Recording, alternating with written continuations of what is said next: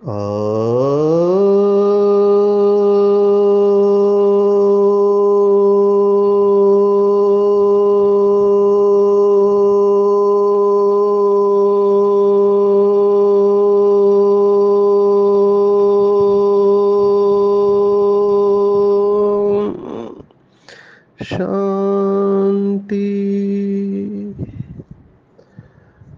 आज 30 मई 2024 भारत में सद्गुरुवार है। Today is 30th May 2024 and it's Thursday in Bharat. आज की मुरली का जादुई रहस्य स्वयं को प्रेरणा देने के लिए magical secrets of today's Murli for motivating the self. आज की साकार मुरली पूरी एक शब्द के ऊपर है, जो भक्ति मार्ग का भी महत्वपूर्ण शब्द है, और वो शब्द है निश्चय। बाबा ने आज कहा है कि बच्चों का निश्चय भी नंबरवार है, इसलिए अवस्था भी नंबरवार बनती है। निश्चय को अंग्रेजी में क्या कहते हैं हम देखने वाले? फेथ, बिलीफ, माना विश्वास, मान्यता और निश्चय। इन तीनों शब्दों में ट्रस्ट भी कहते हैं लोग। इन सभी शब्दों में फर्क है। बाबा ने आज परसेंटेज बताई है निश्चय के, 100%, 10%, सेमी निश्चय। उसकी गहराई में हम जाएंगे। दूसरा जी इम्पोर्टेंट बात है, जिसका आधार भी निश्चय ही है, और वो बाबा ने बहुत बार कहा हुआ है। लेकिन जैसे हमने देखा कि बाबा के बच्चे व्यास बन गए हैं, लेकिन अभ्यास में कमी है, अभ्यास के तीव्रता में भी कमी है। इसलिए जो बाबा चाहता है कि आत्मा अभिमानी बने, वो जब तक बनेंगे नहीं तब तक काम विकार में जीत नहीं सकते हैं। आज मुख्य काम कहाँ है, क्रोध सेकेंडरी कहाँ है, इसका भी कनेक्शन हमने देखा है। फिर से उसको हम ब्रश अप करने वाले हैं कि काम, क्रोध, लोभ, ये तीनों नरक के द्वार क्यों कहते हैं और क्यों ऐसे आत्माओं की बुद्धि भटकते रहेगी, एकाग्र नहीं हो सकती है।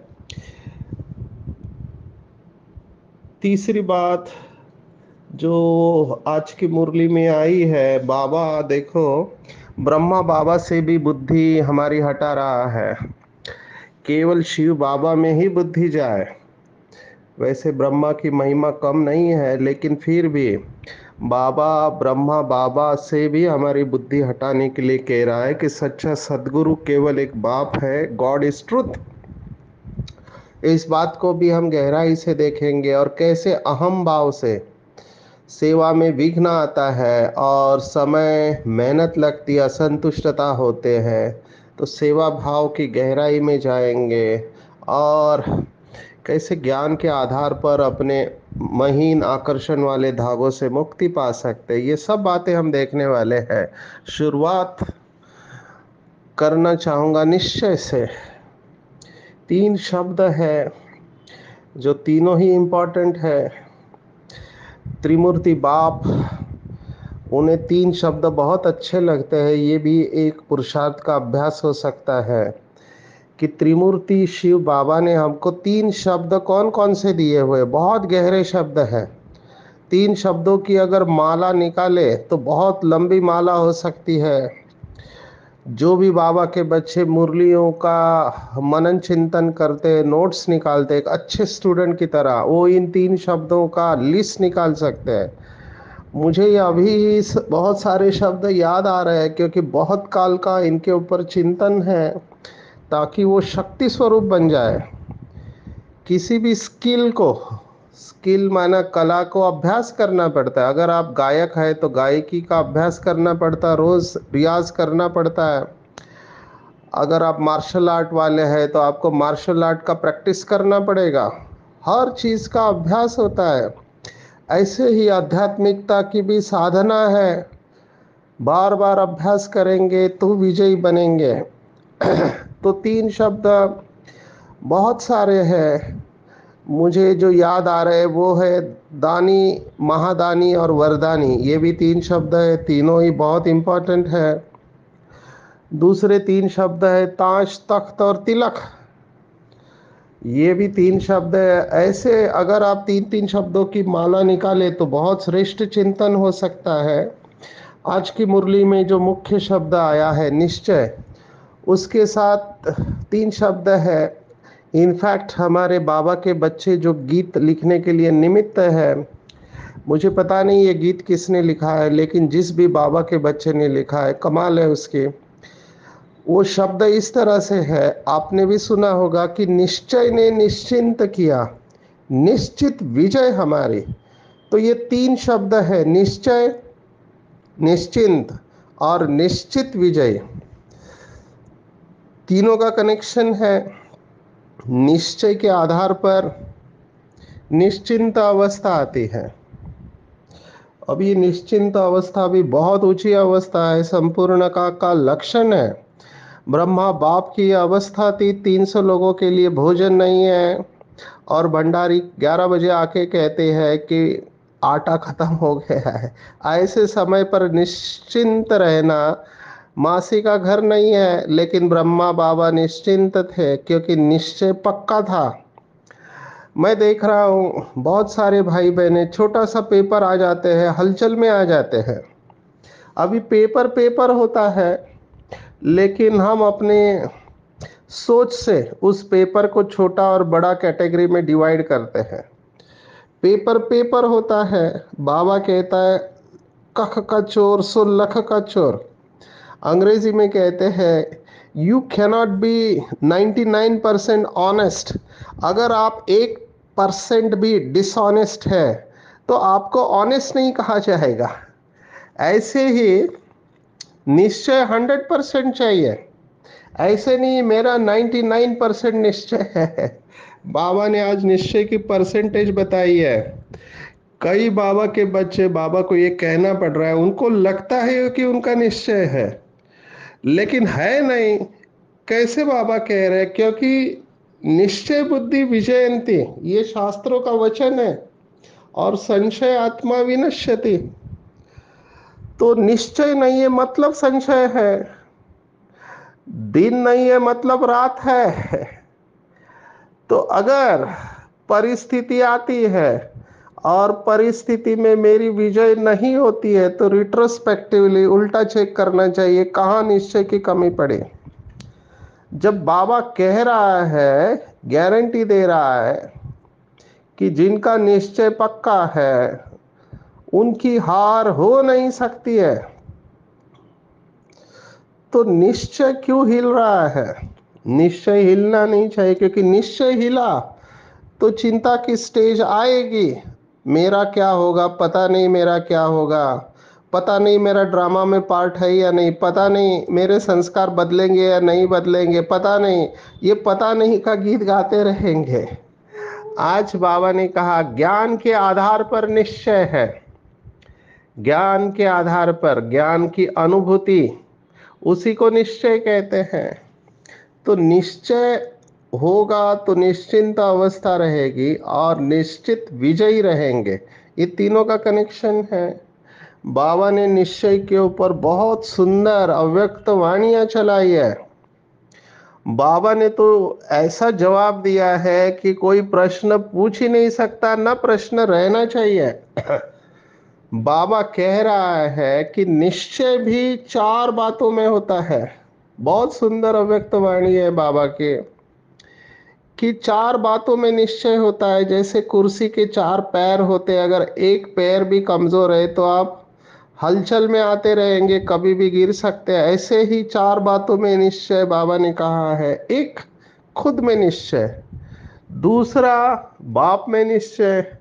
तीसरा, ब्राह्मण परिवार में निश्चय। और चौथा, ड्रामा में निश्चय। अगर ये चारों निश्चय पक्के हैं, असंभव है कि एक संकल्प भी चले परिस्थिति में। ये चारों ही निश्चय के परसेंटेज में फर्क होने के कारण परिस्थिति के वक्त संकल्प चलते हैं, नहीं चलने चाहिए। निश्चय है कि मैं कल्प कल्प की विजयी रतन आत्मा हूं।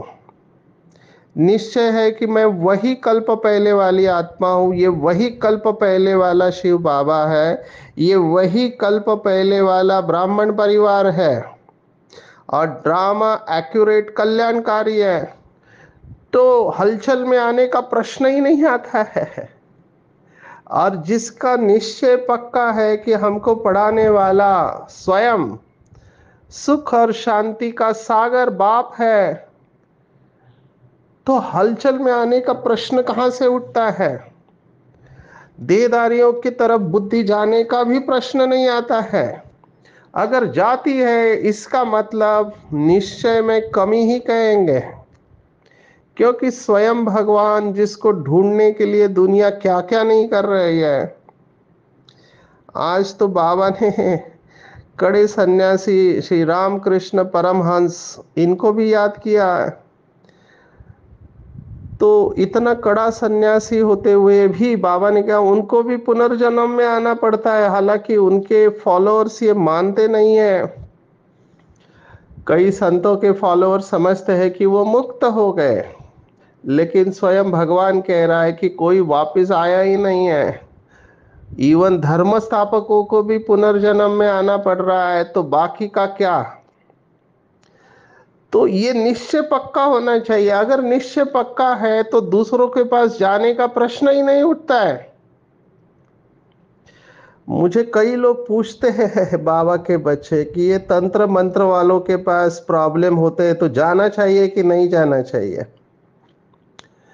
कई लोग बहुत सारी बातें अभी कर रहे हैं। कई लोग अंगूठी पहनते हैं, कई लोग धागा बांधते हैं और पता नहीं क्या क्या करते रहते हैं। ये हर एक की आस्था का विषय है, लेकिन मैं बाबा के ज्ञान के साथ जाना चाहूंगा। जब भगवान खुद कह रहा है कि बच्चे आप ही हो जो सिद्धि दाता हो, माना दुनिया को सिद्धि देने वाले हम लोग ही है। कल्प वृक्ष की जड़ में भक्ति मार्ग वाले नहीं है, ये तंत्र मंत्र वाले कल्प वृक्ष की जड़ में नहीं है। जब वो जड़ में नहीं है तो जड़ से ही उनको ताकत मिलेगी।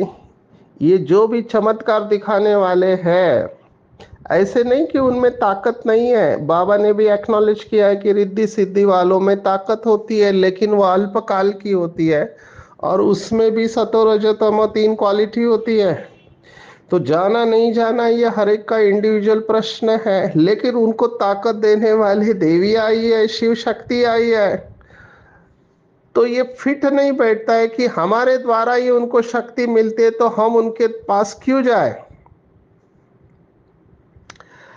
मैं क्लासेस में एक प्रश्न बहुत बार पूछता हूं बीके भाई बहनों को कि कौन शक्तिशाली है?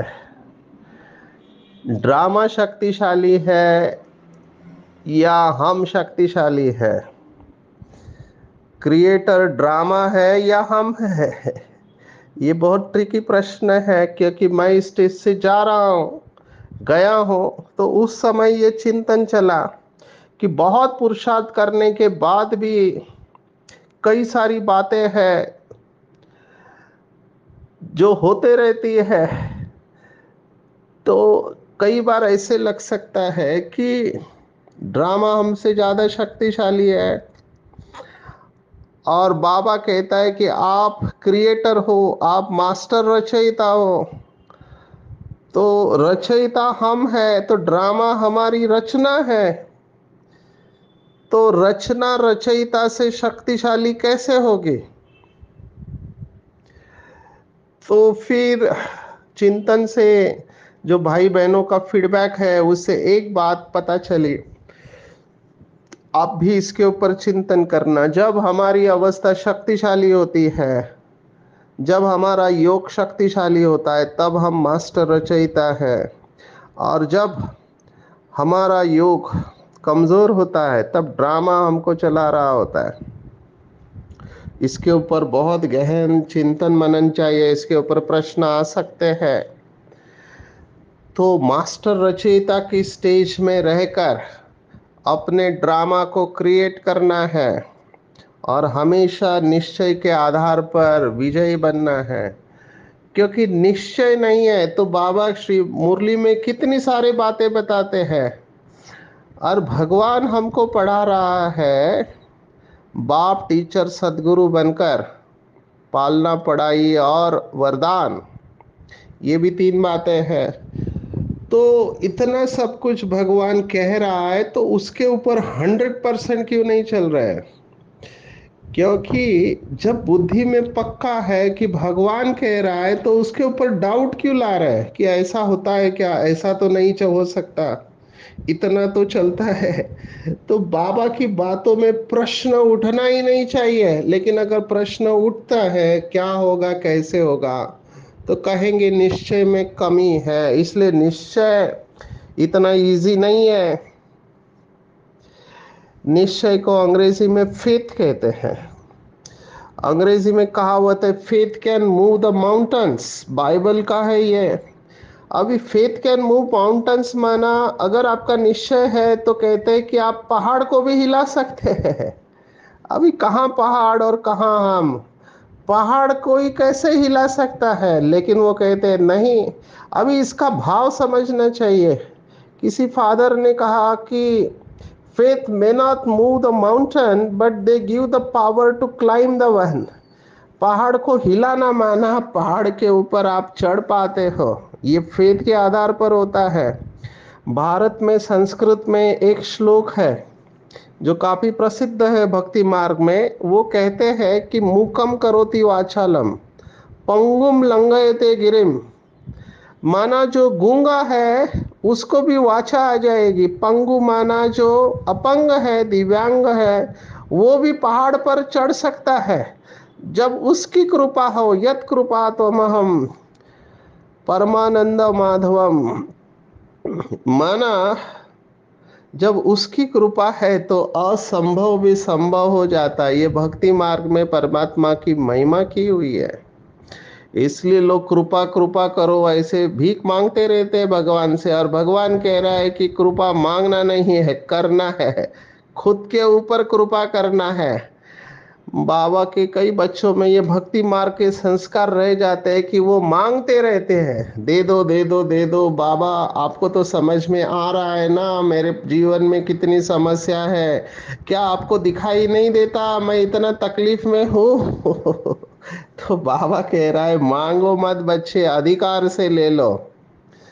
परिस्थिति और स्वस्थिति बाबा ने हमेशा कहा है। इवन ब्रह्मा बाबा भी जब कहता था, बाबा ने मुरलियों में कहा है, बाबा को बहुत खांसी थी तो बाबा कहते थे शिव बाबा से कि मेरा रथ इस्तेमाल करते हो, थोड़ा भाड़ा तो दे दो, मेरी खांसी तो ठीक करो। तब बाबा ने जवाब दिया कि ये तुम्हारा कर्म भोग है, तुमको ही चुक्त करना है। तो आप सोचो, नंबर 1 सोल, नंबर 2 सोल, दादिया मम्मा, इन सब ने कर्म भोग को योग की शक्ति के आधार पर चुक्त किया है। तो ये बात मैं क्यों कह रहा हूं, क्योंकि इन्होंने मांगा नहीं है भगवान से, योग बल से परिस्थितियों के ऊपर विजय प्राप्त की है। तो मुझे ऐसे लगता है हमको भी भगवान से मांगना नहीं है, ये भी अज्ञानता का लक्षण है। माना इनडायरेक्टली हम ये कह रहे हैं कि मेरा इतना अच्छा योग है, मैं इस रोज आपको अमृत वेले याद करता हूँ, मुरली में आता हूँ, आपकी श्रीमत पर चलता हूँ, इतनी धारणा करता हूँ, तुमको दिखाई नहीं देता क्या मेरे को तकलीफ है? तो ये भगवान के ऊपर डाउट हो गया। उसको पता है फिर भी वो कुछ नहीं कर रहा है, तो समझना चाहिए कि उसको पता है कि आप इसको अकेले हैंडल कर सकते हो। देखो भक्ति मार्ग में कितने अच्छे अच्छे कोट्स वाक्य बताए हुए हैं कि वो कहते हैं कि जब भगवान आपको मदद करता है तो आपका उसके ऊपर फेथ बढ़ता है, निश्चय बढ़ता है। जब भगवान की मदद थोड़ी देर से आती है तो आपका धैर्य बढ़ता है, धीरज बढ़ता है।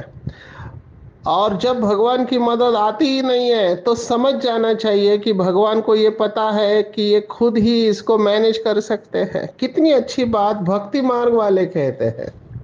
तो हमको ये भी बात को पक्का कर लेना चाहिए, हिम्मत नहीं हारना है, धैर्य नहीं छोड़ना है, क्योंकि हमने शिव बाबा को अपना जीवन दिया हुआ है। हमारा कल्याण हो नहीं सकता अगर बाबा तो यहाँ तक कह रहा है पवित्रता के लिए मरना पड़े तो भी मर जाना चाहिए।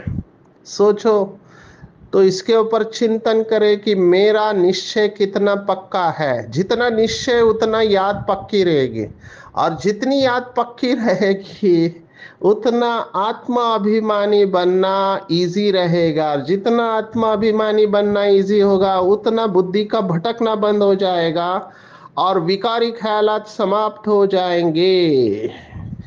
सभी का कनेक्शन है निश्चय के साथ में है। तो खुद में निश्चय, मैं कल्प पहले वाली आत्मा, ब्राह्मण परिवार में निश्चय, ये कल्प पहले वाला श्रेष्ठ ब्राह्मण कुल परिवार है, ये वही शिव बाबा है और यही कल्याणकारी ड्रामा है जिसमें मैं सर्वश्रेष्ठ पाठधारी हूँ। इसके ऊपर और गहराई से चिंतन करेंगे।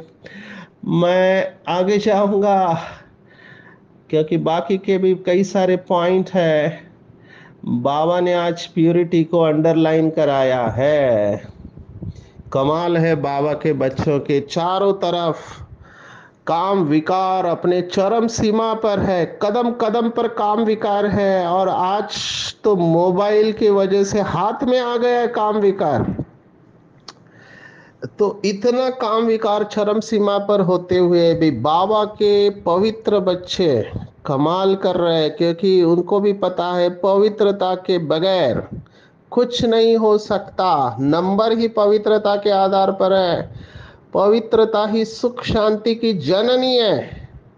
अगर सुख और शांति की परसेंटेज भी कम होती है तो समझना चाहिए हमारी पवित्रता की ग्रेड्स में कमी है। ये बाबा ने अव्यक्त मुरलियों में कहा हुआ है।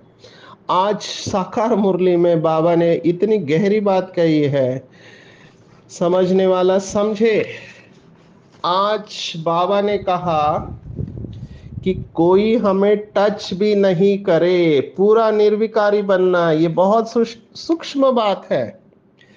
फिजिकल टच और सूक्ष्म में टच। बाबा ने हमेशा कहा है कि शरीर को शरीर टच नहीं होना चाहिए।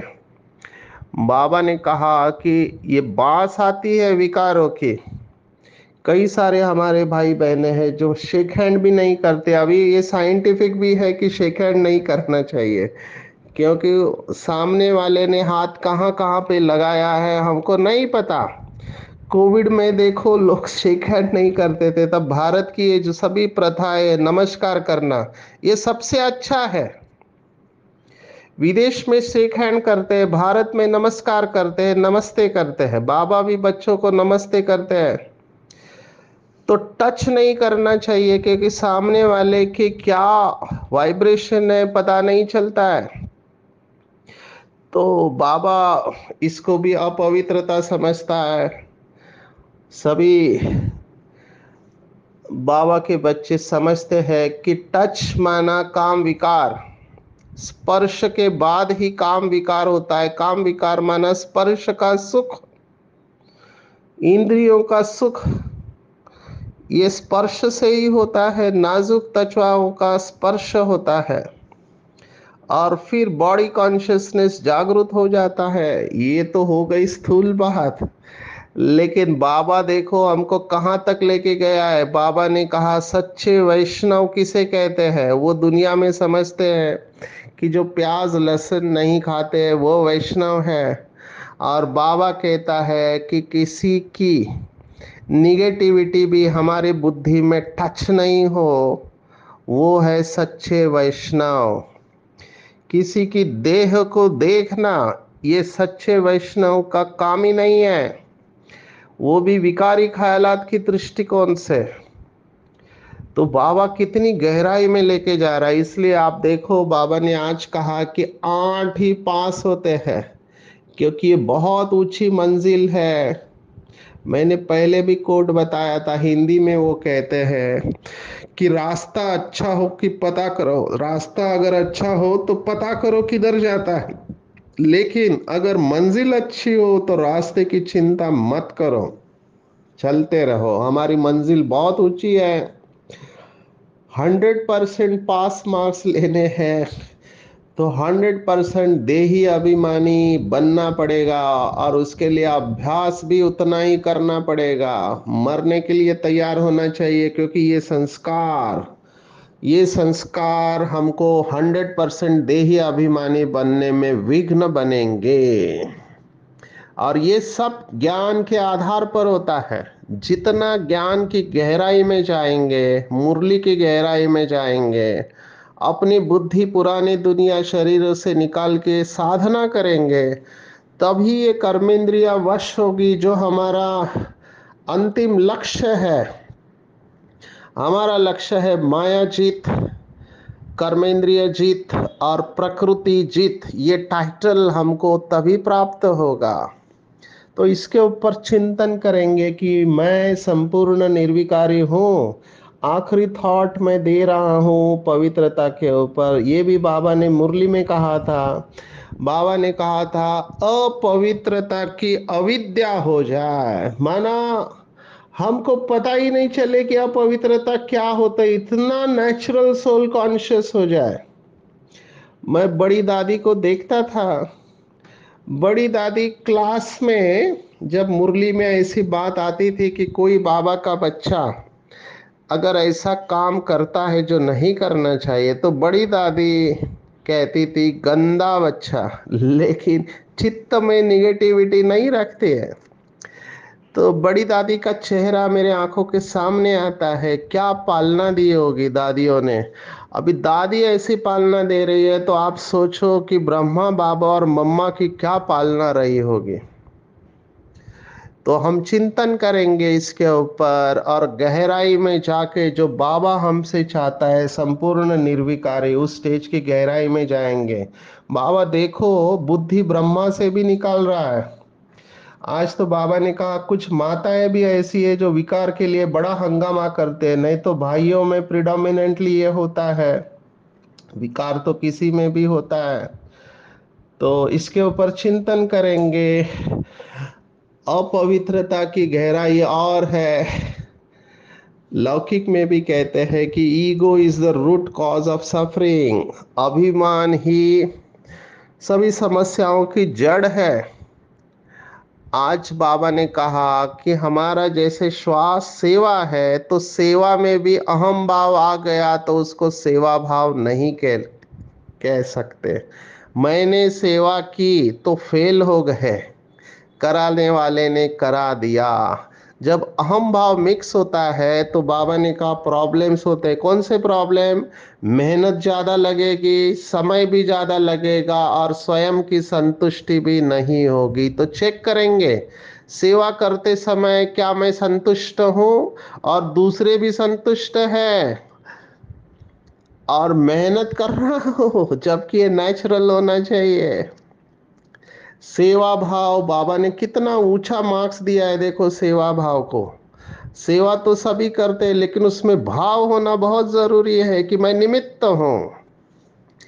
अगर अहम भाव आ गया तो फिर विकार ने प्रवेश कर लिया। फिर बहुत सारे एक्सपेक्टेशन होते हैं कि मैंने इतनी सेवा की, किसी ने मुझे पूछा ही नहीं, और मैं इतने बड़ी सेवा करता हूँ, मेरे जैसी मुरली कोई चला नहीं सकता है, मेरे जैसी वाचा सेवा कोई कर नहीं सकता है।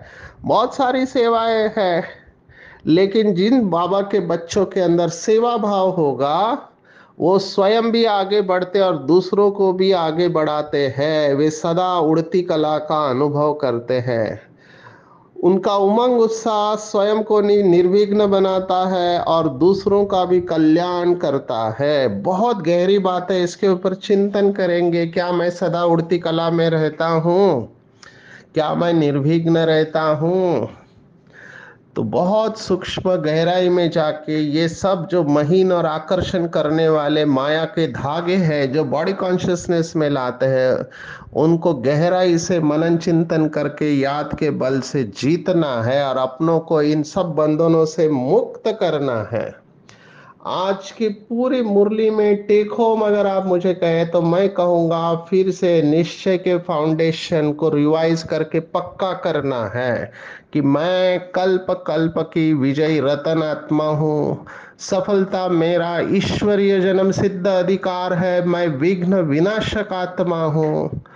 स्वयं शांति का सागर सुख का सागर मेरा पिता है। संपूर्ण देही अभिमानी बनना है। विकारों की बास नहीं आनी चाहिए। किसी को भी टच नहीं करना है। सोल कॉन्शियस रहना है। आत्मिक दृष्टि वृत्ति स्मृति इसको अंडरलाइन करना है। सेवा भाव से सेवा करनी है। अहम भाव मिक्स नहीं करना है। सदा उमंग उत्साह में रह के स्वयं को निर्विघ्न बनाना है और महीन आकर्षण करने वाले धागों से स्वयं को मुक्त करना है। अच्छा, ओम शांति।